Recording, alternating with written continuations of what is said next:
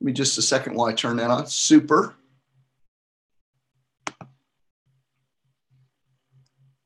$10:59 if you're joining me by Zoom. I'm John Arnold. I'm the Chief Inspiration Officer of the 7 Minute Life. And today I am filling in and carrying the ball. Allison Lewis is out of pocket. She's been doing some travel, and I'm stepping in today to teach us about the highest and best use of our time. Yeah, Jennifer, I'll step to the side so y'all can copy that. Let me go. Probably this side's better. I got a little bit more room over here. There we go. Can everybody see those questions? I'm going to stand over here. I was suggesting that people write these questions down. I'm going to try to leave them up through the whole broadcast, but something may come up where I need to erase this. But everything's going to revolve around these 3 questions today. Those of you who are watching on Zoom and you're new to this, I want to make sure that you have your chat on and that you can get all of your comments seen by other people on the call. And the way to do that is scroll around on your screen, or you may have and that'll pop up some icons, or you may have a little menu bar of options. You want to find the chat feature, click on chat. That will open up a sidebar for you. And once you open that sidebar, be sure down at the bottom, there's a little blue button. Mine defaults to go to all panelists, and I always have to change it. You want it to say to all panelists and attendees. So be sure you do that so everybody can see what you're doing. And I think I'm going to move my chalkboard over just a smidge so that I can stand to the side and you can, there we go. That'll be a little bit better. We'll go into those in a moment. So welcome if you're new to these webinars. I'm super excited about today's webinar because this is literally a subject I wrote the book on. And I don't say that to be like braggadocious or something, but I'm extracting some information from a little bitty book I wrote a couple years ago. When I say little bitty, these are called mini books. I love these things. But I wrote a couple years ago a book called Mastering the Highest and Best Use of Your Time. And it's such a critical thing to understand what makes for a high value task. And that's what we're going to pour ourselves into today. And, oh, that's a good idea. Somebody took a screenshot to get these 3 questions down, and we'll come back to those in just a moment. But again, it's 11:02. I'm going to go ahead and get us started. I introduced myself a moment ago, John Arnold, Chief Inspiration Officer of the 7-Minute Life. And if you're not familiar with the 7-Minute Life, we are a time management company, and we help people not only get more done. I think that's been the focus predominantly of time management in the past. It's all been about, okay, how can I get more done in less time and with less effort? And we do teach that. You're going to learn a lot of tactics and strategies if you sit in on these webinars to get more done quickly, more easily. Now, that said, and this webinar is key to this, we want to make sure that you're getting the right things done. Several years ago, I was doing a presentation, Allison was there, and I said, all right, let's say you had your to-do list and I gave you a magic wand, you could wave it over it and get everything done. What difference would it make? And we all kind of went, oh, like there were a lot of people who were kind of like, well, I don't know, I'd be a little less stressed, but it really wouldn't necessarily move my life forward. It wouldn't necessarily take the needle of where I am now and peg it up much, much higher. So that's a distinctive, I think, about the 7-Minute Life. And what we're going to be focusing on today is making sure that before you go running like, mad down your list, getting things done, that you have the right list. Okay. You have a list that is going to produce the results you want and bring you joy and meaning and make you a better person, So at the end of the day, that's what it's all about. You want that list to improve your life. And the key to that is learning how to identify what is the highest and best use of your time, and then making that a priority above other things. Okay, let me repeat that. The key is to know what are the highest value activities that you need to work on, and then to make sure those get scheduled before other things, that you make them a priority by putting them at the top of your list or making space for them first so that they don't get neglected. Because I know the way I used to manage my time was I was constantly reacting to what came across my plate from other people, and anybody come in with their expectations. And if I could do it, I usually tried to fulfill that expectation.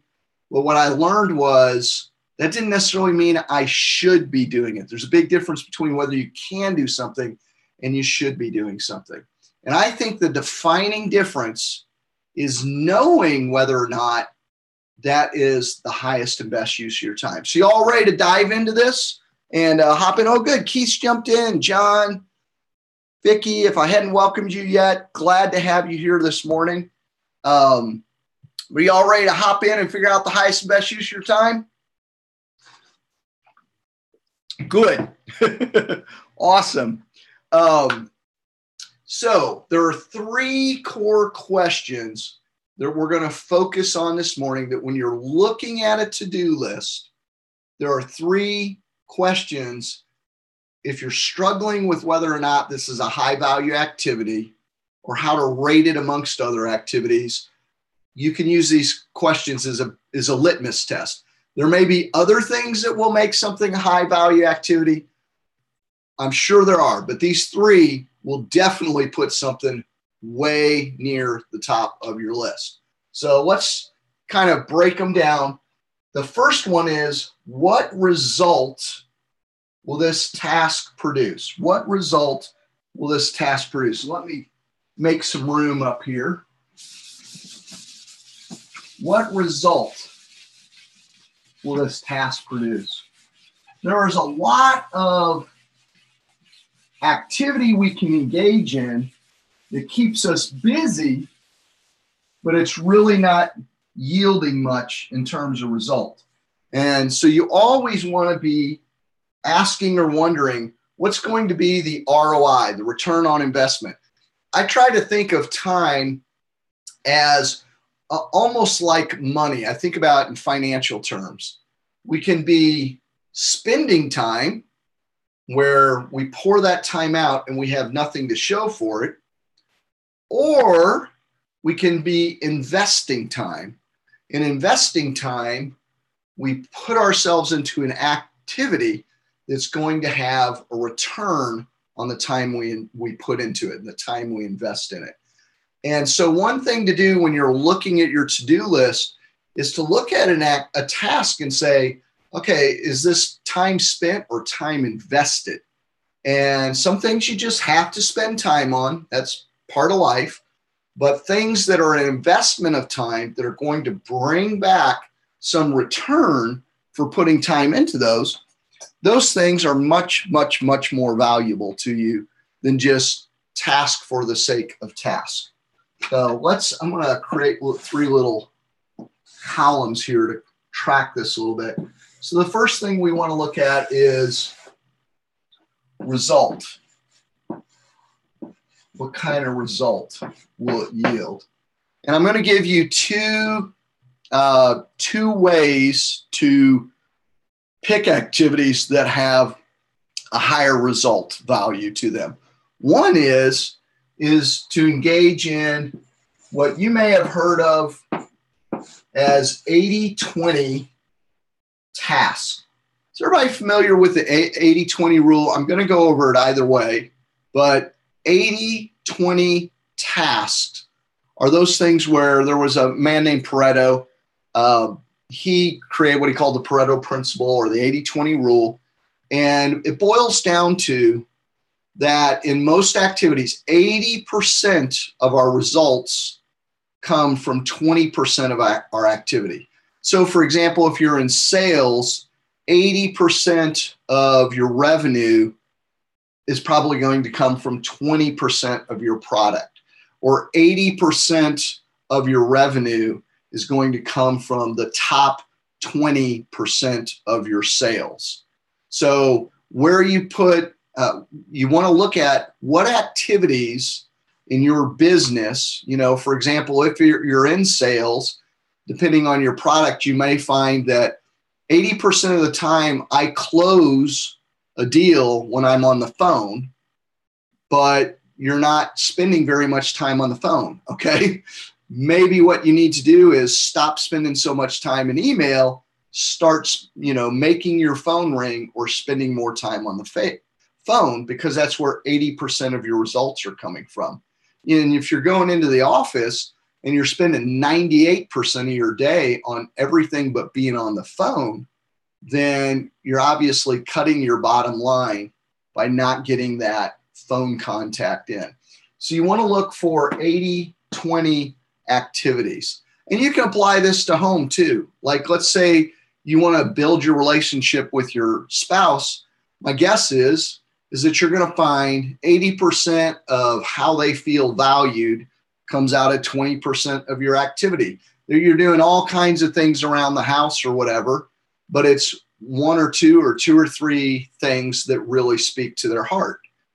So it may be that, okay, that's fine. You're always buying gifts, but your spouse may feel really loved, not so much when you give them gifts, but when you go out and you surprise them and you detail their car for them.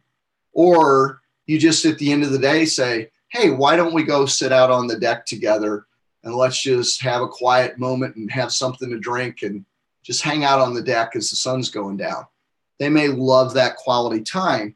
And, if you're never taking time out for that 20% that makes them feel good, you can run yourself ragged and wonder why your spouse doesn't feel valued, because you're focusing on the wrong area. You're focusing on the 80% that's only yielding 20% of the result, right? You've got the 80-20 rule flip-flopped. So you want to try to identify what your highest value activities are. One person's on the call I was talking to earlier, Meg, was telling me that she does life and health insurance sales. And my guess is, Meg, if you sat down and looked at the sales, the last, say, 10 sales that you've done, you would find some patterns for what brought you success. And it might be just one or two things in the process that seem to make the difference. So that's where you want to sit down and you want to look at what you're doing and try to identify which things you can leverage to where you can really ramp up your results. So 80-20 rule is a good standard or looking at the things that give you 80% of your results at 20% of work. That's a really good place to look if you're wondering what's going to yield a good result for me. Another one thing that I would suggest is look for tasks that leverage your strengths. Okay. Know yourself, know what you're good at, and focus on the areas where you're spending time and you're working on tasks that are in your strengths, because they are more likely to yield high results.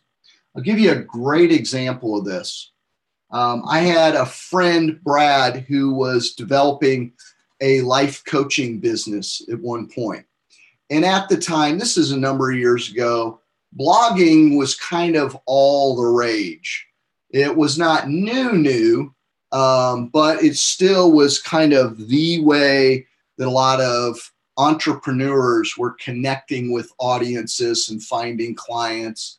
And most of the coaches he was learning from, they all had blogs. Well, Brad felt, I need a blog then. Problem was this, is while Brad could write beautiful posts and he had an incredible command of the material he was trying to communicate. It was a long, slow, excruciating process for him.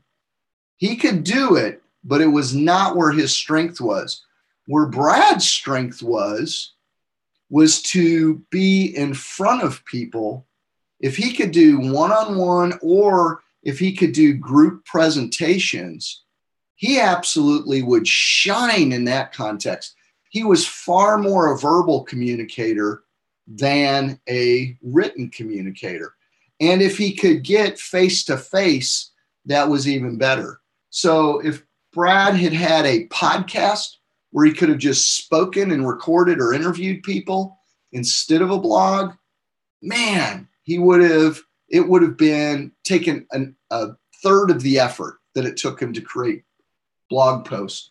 If he had if he wanted blog posts, if he had just asked someone to transcribe things that he had spoken, for example, like setting up, a high value activity for Brad, rather than sit and spend 2 hours writing a blog post, what would probably be better is for him to spend 30 minutes on a phone lining up speaking gigs and going to those. And then if he wanted blog posts, have somebody transcribe that. So you get the idea. You want to lead from your strengths, because strengths are going to yield higher results. Does that make sense? Are everybody tracking this? Let me see if there's any questions before we move into the next piece here. Anybody got any questions? Giving you just a second. Not seeing any, but there's a little delay between you all and me. All right, we can come back if you have them. I'd be curious if people, when I talked about 80-20, what came to mind for you? If you thought of something that's an 80-20 activity in your business, I would love for you to jot that down, just so people can see examples from different industries, if you will. Okay, let's go ahead and move on. Another thing that makes for highest and best use of your time is anything that adds or has great meaning for you. Great meaning for you. It moves your heart. It revolves around a passion you have. It revolves or activities that revolve around people you're concerned about or causes that you're concerned about. And two areas where it's super high use of your time and valuable use of your time are, one, I'll give you two categories like I did here. Investment in relationships. Any activities that expand or invest in your relationships are high value activities. Much of our meaning in life comes from our relationships. How much we value our identity as parents or children or spouses. It's the relationships in our lives that bring a tremendous amount of meaning, but it's also the network of relationships in our lives that make us effective and able to powerfully move forward. So you want any activity that is an investment in strengthening existing relationships or broadening the network of your relationships is a high value activity for sure. You can't go, it's hard to go wrong on that. And the other one, and for lack of better words, I'm going to say activities that make a difference. Now, this is very subjective. Well, it is and it isn't. Some things are very concrete, but the difference it may make may be for you. It may be very valuable to you. not so much for other people. It may be an internal difference, it may be an external difference, but activities that are very relevant for you because they revolve around core passions, they revolve around high personal values for you, like family or the arts or nature or whatever it is that you have a passion about. Any effort you put into that is going to be a high value activity. So, for example, my wife has a really passionate concern about people who have food insecurities, people who don't know where their next meal is going to come from, or their next meal is really low in nutritional value. So my wife, one of the things she did here in Texarkana was she became the catalyst for creating a community garden. And any time that she put into the community garden was a high and best use of her time. Maybe not so much because it produced all of the, pounds and pounds of produce, though it did do that. She was a part of that. But a lot of it was it transformed the quality of life for people. It had deep meaning for her that she was making a difference in somebody's life in a positive way. So you can see where that would be high value when we find activities that we feel make a difference around the concerns we have. So the real key to this is to be clear on what are your concerns? What are you passionate about? What do you lay awake at night wishing someone would do something about? And that's likely a high and valuable use of your time to pour time into those activities. Seems like there was one other point I wanted to make around relationships. No, we're good on that. What about questions about this second category? Okay, somebody asked if I could get yeah, I will. When we get done, I'll give people a chance to take a screenshot. And then I'll come back. Any questions? I'm going to pause and rehydrate here a little bit.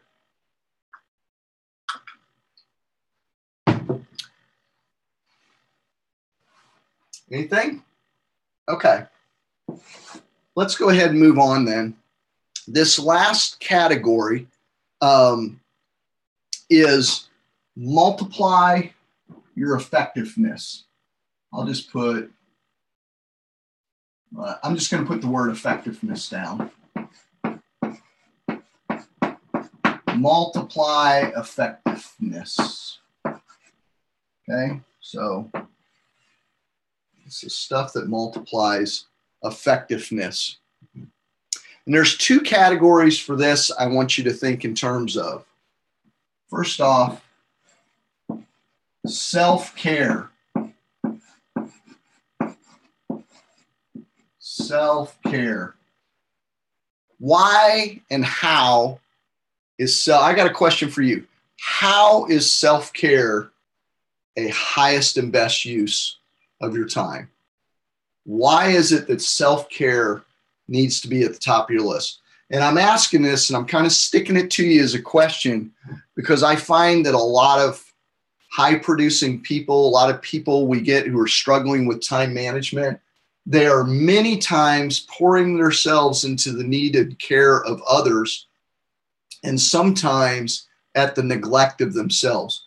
Why would that be a mistake? Why should you put yourself first many times? Vicky said, you can't do anything for others if you aren't taking care of yourself.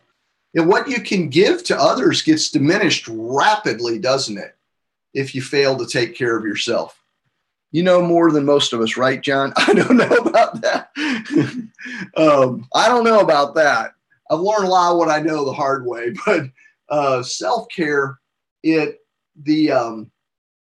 can't do things for other people. We can only give what we ourselves have. Boy, that's an insightful comment. We only can give what we ourselves have. For my Yeah, for my health issues, Janet, I think that was, is it Jeanette? I'm only seeing part of your name. I think it's Jeanette. I don't know if it's Jeanette or Janet because I'm only seeing part of your name. Janet, okay. Yeah, I went through heart issues last year and it almost shut me down as a human being. And I couldn't think well. I was worthless in terms of being of benefit to anybody else. But if we fail to sleep right, eat decently, exercise, hydrate, if we fail in any one of those four areas, it greatly compromises our ability to get anything done.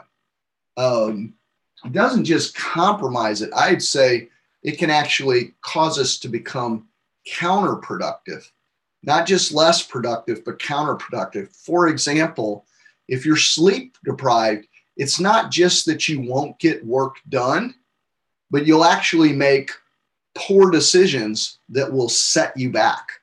So, you know, the core four that you really want to be careful of in terms of self-care, and maybe this is self-evident, but I'm going to write them down, but are sleep, exercise,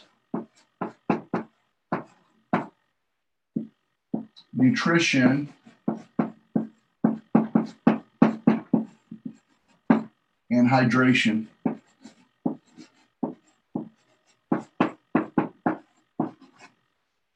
Compromise any one of those and you will struggle to make good and clear decisions. You will be surly. Anybody get surly when they're hungry? I have a friend, they coined a great word. I don't know where they got it from. Has anybody ever heard the word hangry? That's that they call it, they talk about themselves as hangry. When they get so hungry that they become cantankerous. I love that term. Nice one, Janet. Yep, that's me. Oh, yeah, perfect example here.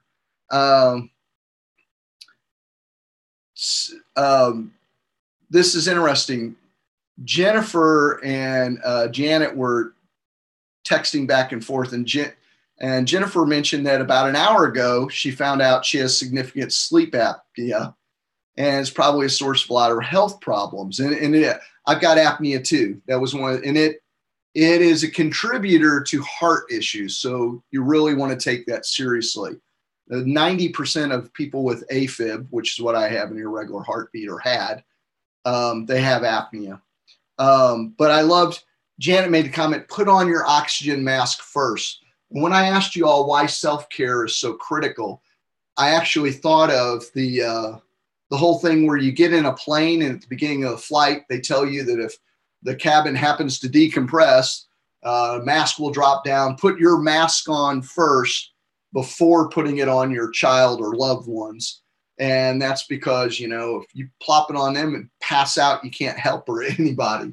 But yeah, I love that term hangry, you know, where we get hungry and then we interact poorly with people and we can damage relationships or any of these. Lack of hydration, dehydration can be very, very, very serious. I actually got in a situation once on a mission trip where I became overheated and failed to hydrate properly. And it severely affected my ability to interact with people. I actually had someone come up to me. They asked me a question. I just turned around and walked away, and I had no idea they ever asked me the question. I was completely out of it. And it was lack of hydration, and I was overheated. So self-care is really super critical. So I'd encourage you to make sure that there are self-care tasks in almost every to-do list you have, that you are constantly tweaking your self-care so you take better and better care of yourself. Another area would be not just self-care, but activities where you invest in self-improvement.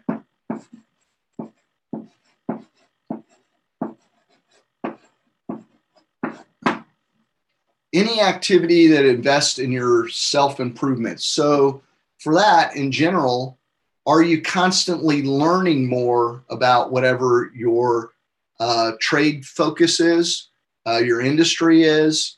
Are you developing better abilities and core habits around things that you need to be very, very good at? I think one of the simplest examples of this that I heard a guy share one time, he was talking about taking time to finally learn how to type. He had been a, hunt and peck typer for his whole life. And he finally got online and he watched some kind of little typing course. And he sat there and he did typing exercises, following some videos online. And it took his effectiveness and the efficiency at which he could work. And it skyrocketed it because he had to produce a lot of documents. And when he was sitting around doing this all day, it was taking him forever. So to step back and learn that skill set, develop that skill set, work on that skill set, took his effectiveness, and it, like I said, it shot it through the roof. So you may want to look at what you do and say, okay, where can I invest a little bit of time that's going to make me better at this, whatever that may be. And if you really, really want to, up the game, try to identify where can you improve around one of these 80-20s or one of your strengths. Where can you, let's say, like, for example, earlier I said most of your sales come from phone contacts. Well, how have you worked on your sales craft over the phone? Meaning, have you learned how to effectively engage people over the phone? Or could you increase that?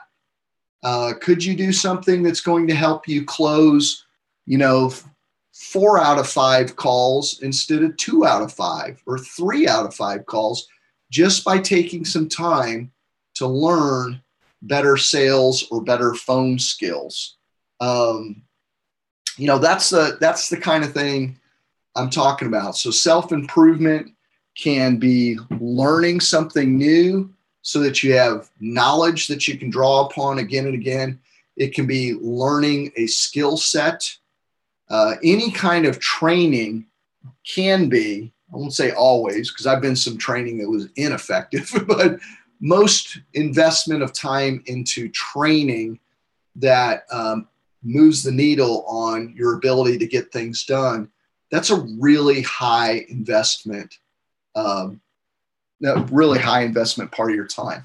And I actually have, and I didn't even think about this before the webinar, but I actually have a morning routine where I kind of hit myself in many of these areas. I hadn't thought about that till just now.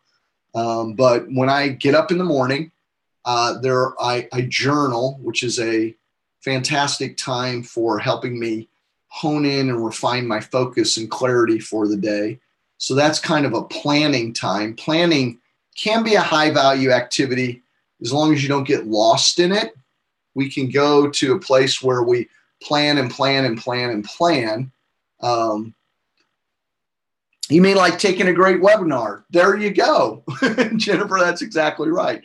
Like taking out time. If you walk away from this webinar today and you have picked up 2 or 3 skills, like let's say the hour you spend in this webinar today causes you to go through your list, and out of this, you now know how to identify 80-20 tasks, and you do that each day for the next week.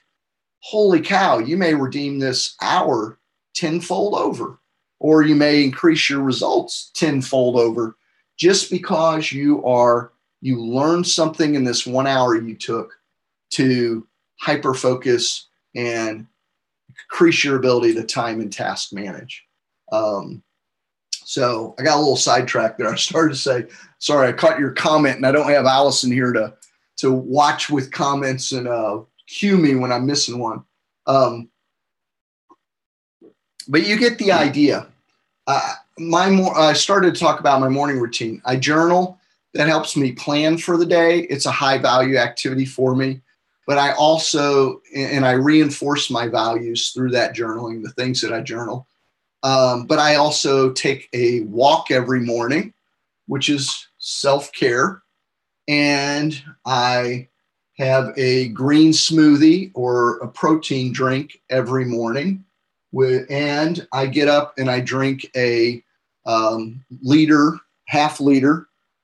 I brought my glass in the other room. I had it here a moment ago. I'm sipping my tea right now. But the first thing I do when I get out of bed is I drink a half liter of water to hydrate. And then I take 10 minutes to read. Usually before I even get out of bed, I take 10 minutes to read something educational, and or when I walk my dog, I listen to podcasts to learn and grow and increase my ability around the things that I'm interested in. So you might want to create a morning routine that kind of bumps you in these areas. Self-care and self-improvement is really easy to make a part of a morning routine, but it could also be in something like this. The more you can make it a routine that you're using the highest and best use of your time, the easier it'll be to do it when you kind of get smacked by life and other things are pushing in on you. All right, I'm going to take a moment and check. I know some comments have come in here. Let me look at comments. I'm going to step to the side and let you take a screenshot, anybody who wants to. Give that just a moment while I'm skimming these. Jeanette mentioned, my attempts at self-care can become a Pandora's box that reveal my desire for peace and subsequent avoidance of conflict. It reveals poor boundaries and a skewed sense of value. Wow, that's really insightful, which can result in my putting others first to a fault. There are always the challenge also of balancing the faith paradigm of laying down our lives. Yeah, Jeanette, you're hitting on some really critical, important things there. Okay, Jennifer got a screenshot. And there's a balancing act there. I'm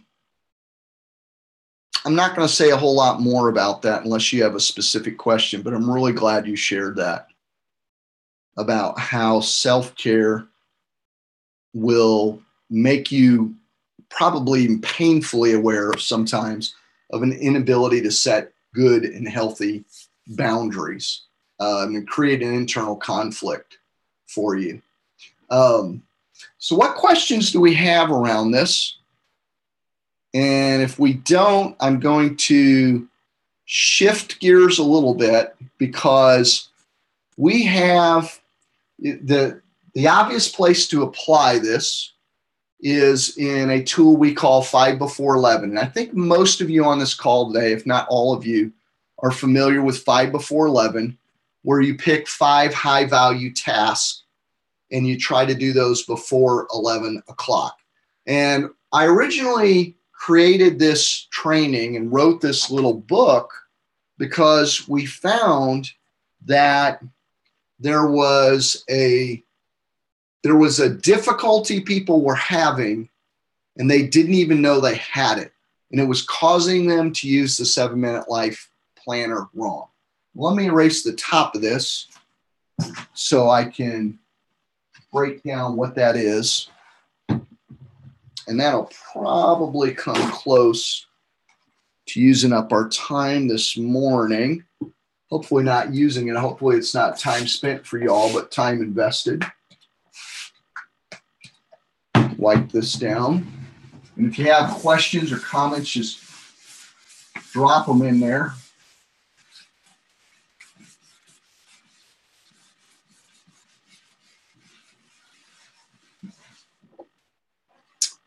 Just a little bit more here. I don't know what I would do without my trusty chalkboard here. You can use a whiteboard, they glare. I love my chalkboard. Okay. When people set up a 5 before 11 list, or you're working on identifying highest and best use of your time, once you identify those activities, the key is you do want to schedule them before other things. Stephen Covey had a great quote. He said, and I'm paraphrasing, but it should be almost spot on. You don't need to prioritize your schedule. You need to schedule your priorities. So you want to look at you really want to know your priorities even before you write a to-do list. But if you're working with an existing to-do list, what we have found is there was a big, big problem in people identifying some honest to goodness, helpful 5 before 11 activities. And the problem was this. It was twofold. We would say your 5 before 11 is for high value tasks. Okay. Now, one issue was people didn't understand high value, and we just covered that. I've just given you a good paradigm for trying to figure out whether something's high value.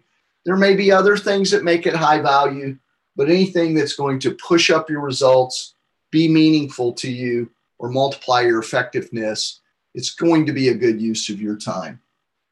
But the other issue was people didn't honestly and genuinely know what a task was, and were not putting tasks on their to-do list. They were actually putting general activities, or they were just dropping labels down of things they didn't want to forget. So for example, a class example, I'm not sure if I've shared this or not in webinar, but when I used to work on a sermon, or when I work on a sermon now, I used to put on my list, work on sermon, okay? Work on sermon. That would be on my to-do list. Oops. Help if I could I started to spell something totally different there. I don't know how I got off on that. Work on sermon, okay? Here's the problem when I would drop that label on my to-do list. It really wasn't a task, that was an activity, if you will.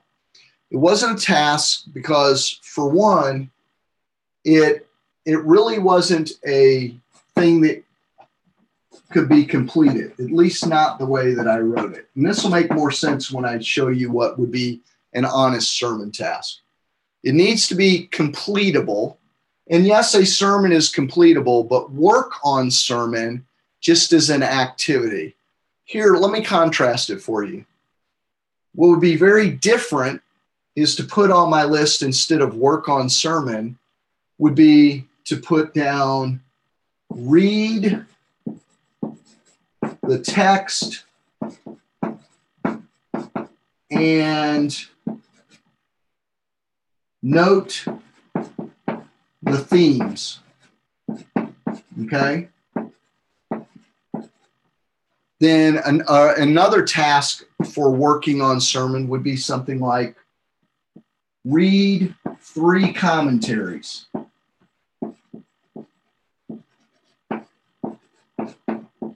You see, I can work on sermon for 4 or 5 hours. And at the end of the day, unless the sermon's done, I don't get to check this off. Not really, because what's going to be on my to-do list the next day? Again, I'm just going to put down work on sermon, right? Because I didn't finish it. And then the next day and the next day until I get to Sunday and it's finally done and I don't have to put it on my list. I can check it off.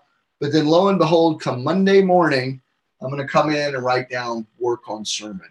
That's a general activity. When you have something like that, whenever you just have work on something, you need to take and break it down into, well, if I work on it, what am I going to do to work on it?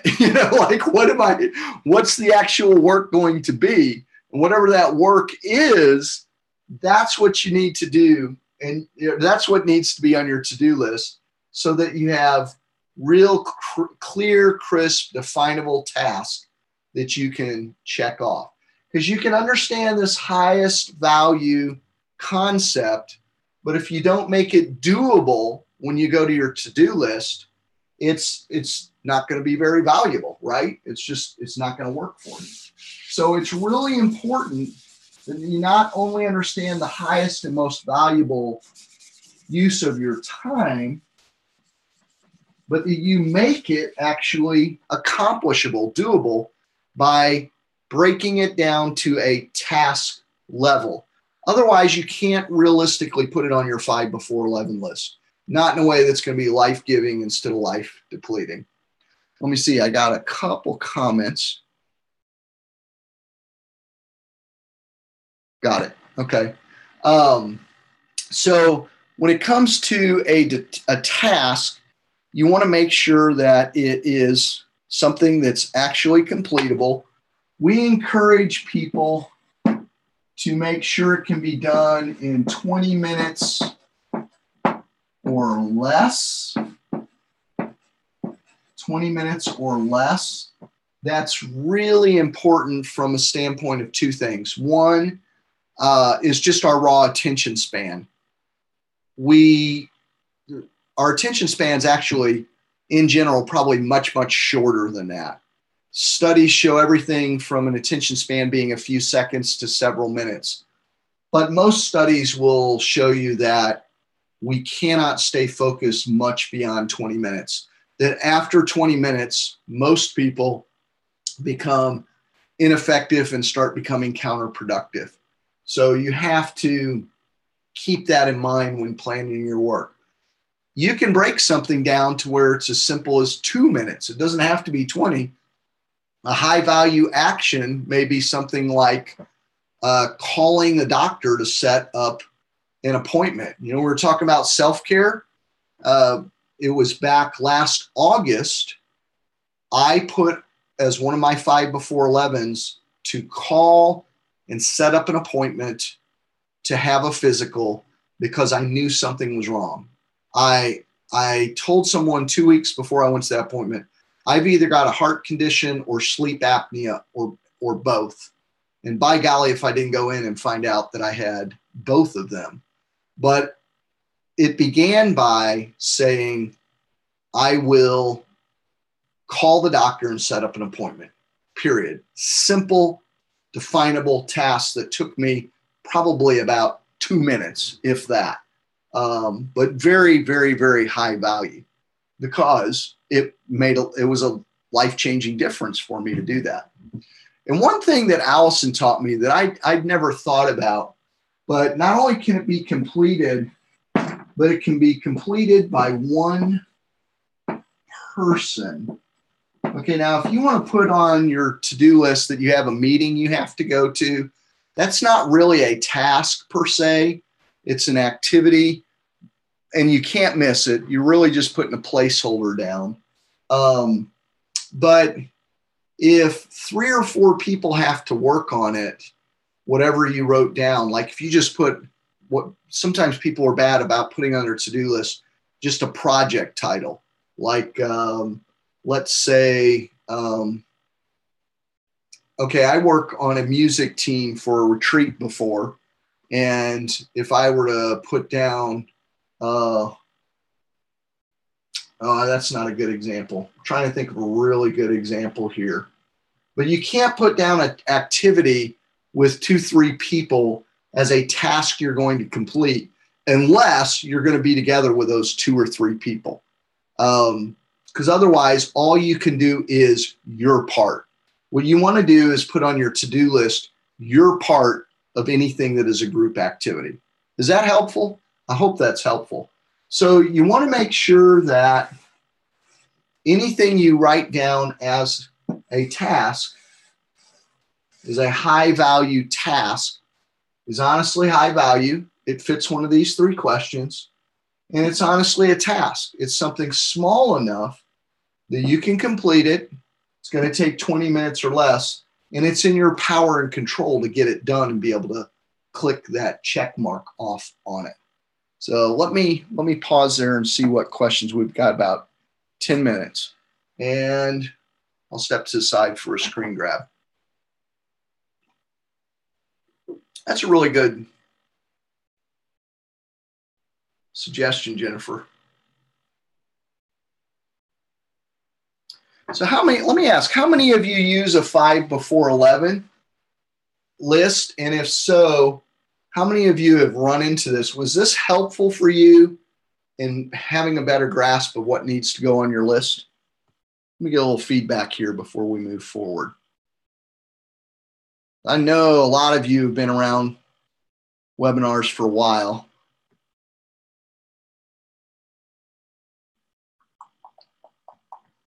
Giving you a second.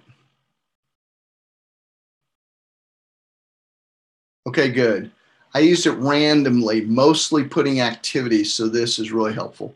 Totally does help. 20 minutes or less is everything to make it work. Yeah, and let me add something in about that as other people are commenting or putting questions. You mentioned 20 minutes or less is everything to make. This is driving me crazy. I'm not seeing your full name. So, and we've got a Janet, we've got 3 people whose names start with Janet. So I don't know when I'm looking at Janet, Jeanette, or Janice, because I'm just seeing first 3 letters of names. But one of you mentioned that 20 minutes or less makes it's Janice did. Okay. What about things that you have to work on that are going to take more than 20 minutes? Here's what I would recommend. I would recommend working for 20 minutes and then taking a break. It will revitalize your attention.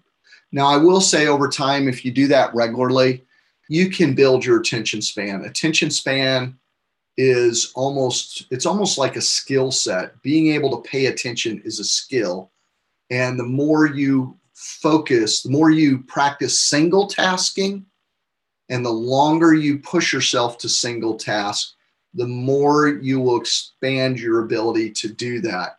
But for example, let's say I have, I've got to get 3 chapters of a book done. I have to edit 3 chapters, and I'm not going to get, 3 chapters done in 20 minutes. I will set up 20-minute blocks, and I will put on, I'll have on my to-do list,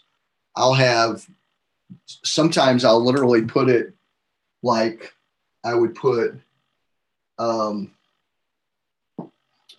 put down edit 3 chapters, okay? And I'm gonna, let's say I think that's gonna take me an hour. I'll actually then on my to-do list, I write down little check boxes like this, and I work for 20 minutes. I actually work for 25. I work for 25 minutes, and then I check this off and I take a 5-minute break. And then I work for 25 minutes. I take a 5-minute break. And then I work for 25. I just use 25 and 5 because it makes for, I can get 2 work blocks done per hour. It's just clean. It's just easy that way. And I actually have worked enough in writing and editing that now I can do, sometimes I'll do 50 minutes and 10 minutes. But I can tell when I'm getting counterproductive and I back off if I need to. So, you can break something down on your schedule. And it's really, the other reason it's really important to break it down is it's energizing to be able to say, I got this done, this done, this done, and this done, as opposed to getting to the end of the day and saying, I worked on my sermon, but I'm going to have to work on it again tomorrow.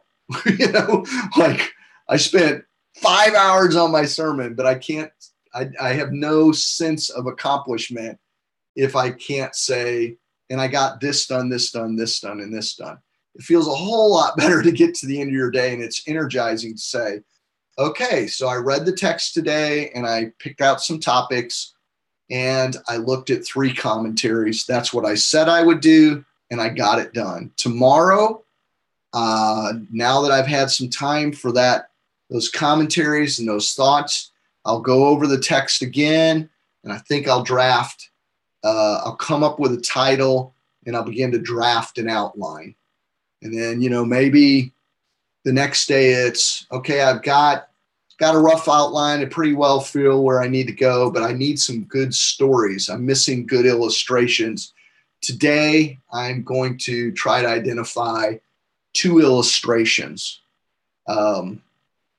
Getting to be able to say, okay, I did that and I did my work. I accomplished what I said I would do is very life-giving, as opposed to all that stuff that I just told you I finished, saying each day, work on sermon, again, work more on sermon, again, work more on sermon, and not feel as if you're making any progress.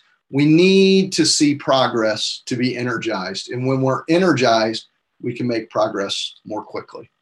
So, yeah, Pomodoro, that's the technique. And if you're not familiar with it, I would encourage people to just Google it, and you'll find a million articles out there. But I use Pomodoro very, very, very regularly, which for those of you who don't know, the bottom line of Pomodoro is this. You work in cycles punctuated by breaks. So 20, 25 minutes of work, 5 minutes. The key here that I didn't emphasize that's important is that during that 20 or 25 minutes that you're going to work, it's single tasking. It's not just jumping around all over the place, but learning how to single task on things until they're completed. That's really, really critical instead of just bumping around. That's a great line. Jennifer said, so you mean crashing and burning is not considered a break? No, I would consider that breaking. like becoming broken. So that's breaking, but not in terms of taking a break. All right. Luann said, it works better for my schedule now that I look at the 5 before 11, but extend the period beyond 11 a.m. I'm not sure if I'm minimizing the effectiveness of this concept. No, I don't think you are, Luann, at all. In fact, that's so common as a question that in my little book here, there was a section at the back called Frequently Asked Questions. And I talk about 5 before 11. And that was literally, I was going to see if I could find it here. That was literally one of the questions it was like one of the top questions. Let me look real quickly. What if getting tasks done by 11 doesn't fit my schedule? So you are not alone in that. The principle is making a priority. And there's two ways you can make it a priority, okay? So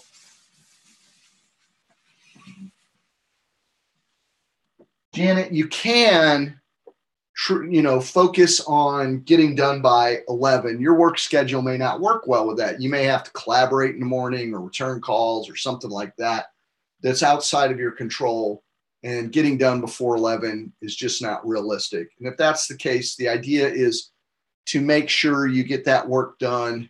You make it a priority over other things. There's 2 ways you can do that. You can, let's say you have your list here. Let me come up with a list of things. And let's say that goes down to, I'll do this. I'm gonna make like this. Let's say we have a list of 10 things. I bet most of you have more than that. I threw 11 up here. And you identify out of this 11 that, okay, these are your 5 things that on your list, number 1, 3, 4, 9, and 11, they're your highest priority items, okay? You can do one of 2 things. You can either then take and decide you're going to do them. You're going to rank those in order, and you look at them and you go, okay, well, this is the one I really need to do first. That's the biggest priority. This is the one I need to do second, third, fourth, fifth. And you look at if you look at some of my to-do lists, like here's a to-do list from earlier in the week. That was literally exactly what I did. This is my messy to-do list that I had as the side for scrap paper. This is not my lovely daily progress report page.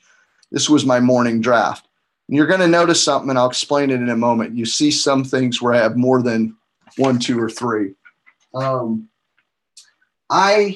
What I do most of the time is I identify the first 5 things, and I actually seldom will go much further than that. Sometimes I'll figure out 7 or 8 things, but I don't prioritize my whole list. I don't bother with figuring out, is number 5 the 6th one, and 7's the 7th one, and 8 is the 8th one, and 6 is the 9th one. I do not prioritize the rest of my list, because what I have found is enough happens over the course of me trying to do these 5 things that this stuff usually gets monkeyed around with. Okay.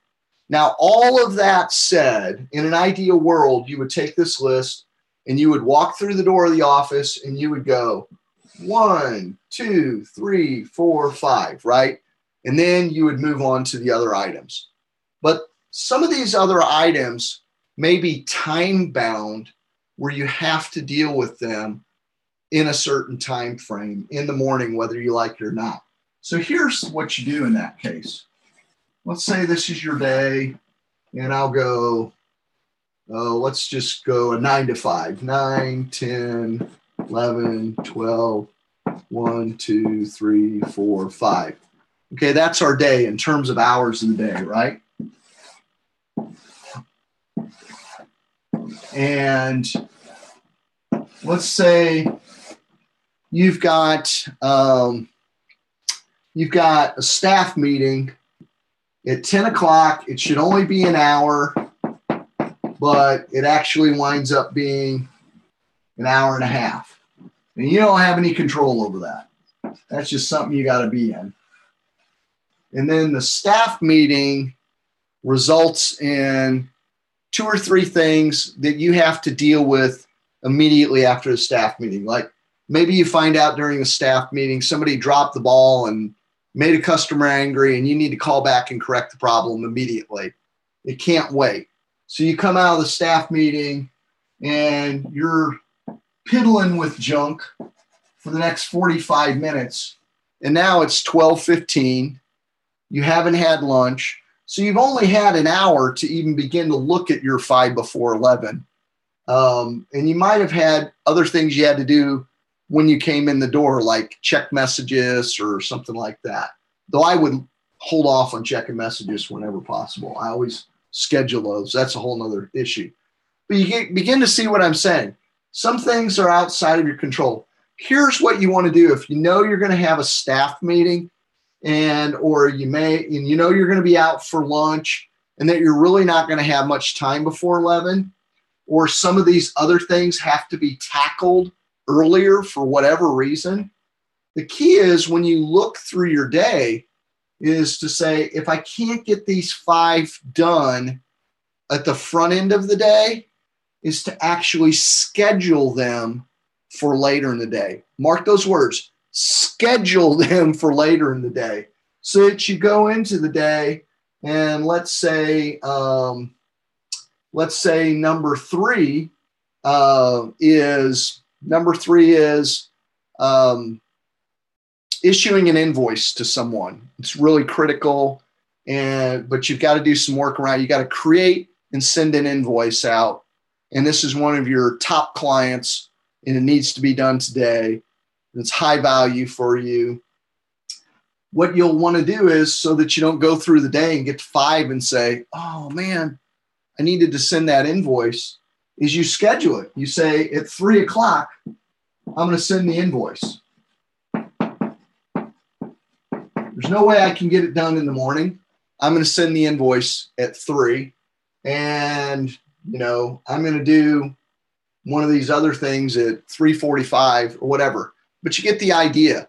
If you cannot make them a priority by putting them at the head of the line, you make them a priority by scheduling them first and letting other things work around them in the space, rather than doing everything first and hoping you have time for them later in the day.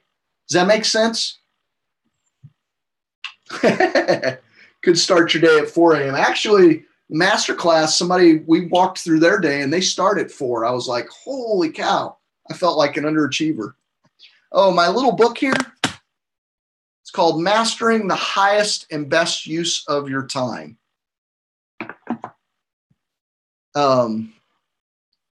Okay, well, it's 12:04. I'm looking to make sure I haven't missed anything.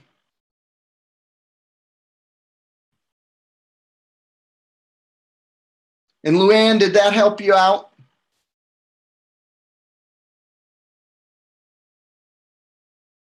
Oh, you want me to hold it up again? Sorry about that.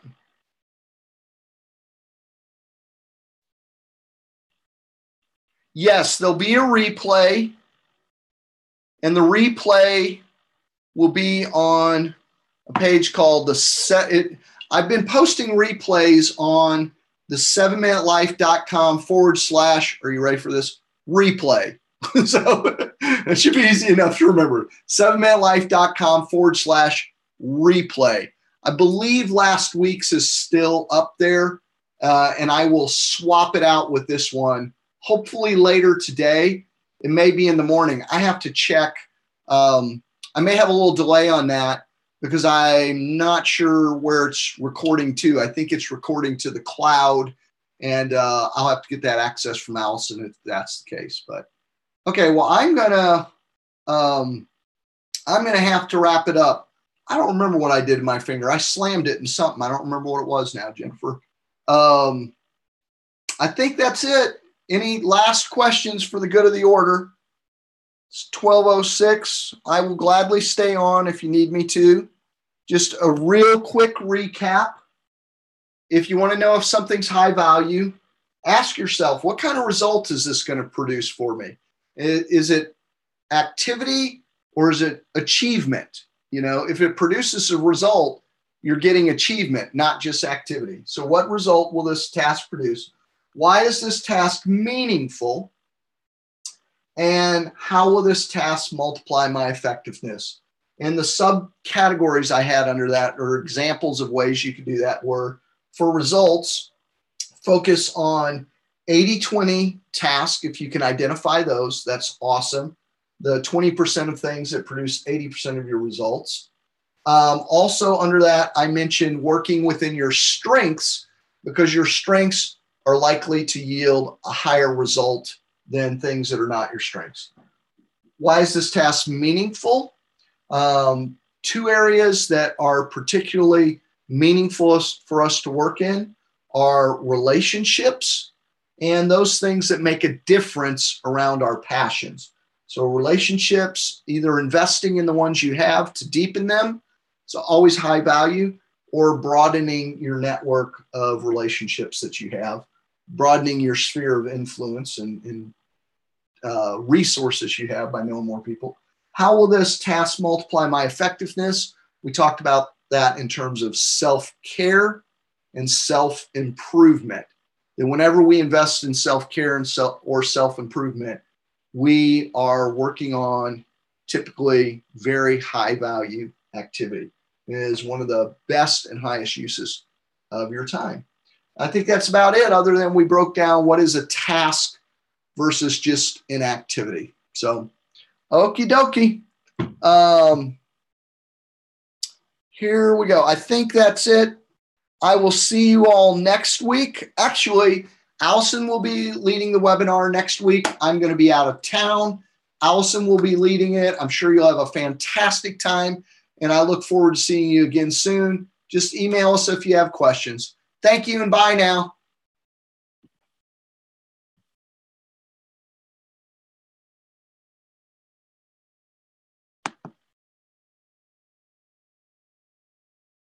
You're welcome. Thank you. You guys have a wonderful day too.